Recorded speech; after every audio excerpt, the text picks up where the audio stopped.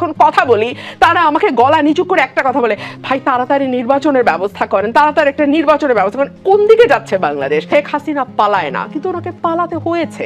So এই যে অপমান, দুর্দশা এবং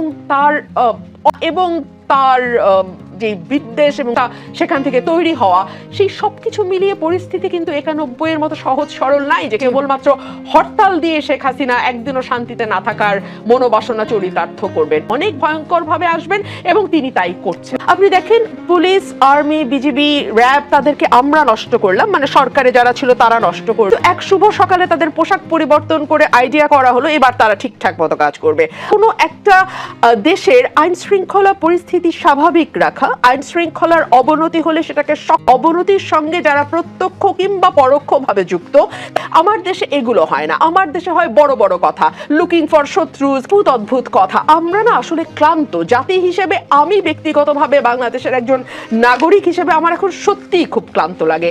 যে ঘটনায় কারা ঘটালো, কারা মদদ দিল, আর সেটাতে উস্কে দিল, এবং কেন মাঠে পুলিশ এবং সেনাবাহিনী মোতায়েন থাকা সত্ত্বেও ধরনের ঘটনা ঘটতে পারলো, সেটা স্বরাষ্ট্র উপদেষ্টার বের করার কথা, তাই নয়? মানে এক ধরনের উৎসব মুখর পরিবেশে পুরো ঘটনাটি ঘটতে নিন্দা জানাচ্ছে। সরকার যদি শক্ত স্ট্যান্ড নিয়ে বলতো আমরা এটা সমর্থন করছি, জার্মানিতে নাজিদেরকে একেবারে মাটির সঙ্গে মিশিয়ে দেওয়া হয়েছিল, তাদের কোনো অস্তিত্ব রাখা হয়নি, একইভাবে আমরা বাংলাদেশেও শেখের কোনো অস্তিত্ব রাখবো না, এটা যদি তারা বোল্ডলি ঘোষণা দিয়ে করতো, তাহলে মানুষ আশ্বস্ত হতো এই ভেবে যে ও আচ্ছা, সরকারের অন্তত নিয়ন্ত্রণ আছে। এখানে ঘটনাটি ঘটছে, সরকার এটিকে সমর্থন করে।